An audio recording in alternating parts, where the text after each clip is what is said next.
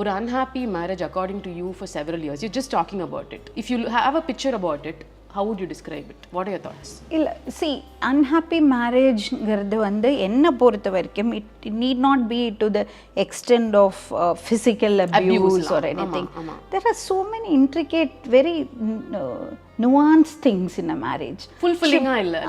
அது மட்டும் இல்லை, ஒரு சின்ன ஒரு கான்வர்சேஷனில் கூட ஒரு சின்ன ஜெஸ்டரில் கூட ஒருத்தர் ரெஸ்பெக்ட் பண்ணாமல் டிஸ்ரெஸ்பெக்ட் காமிச்சு I feel it's an unhappy marriage. There are several times when I have felt it would have been better if we were living together. Okay, then a marriage. It is then you are not forced to stay into something. You're not forced to stay into something. You do it out of your own will.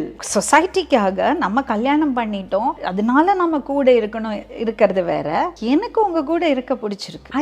I want you as my life partner. அது எவ்வளோ அது it's up to you. Yeah.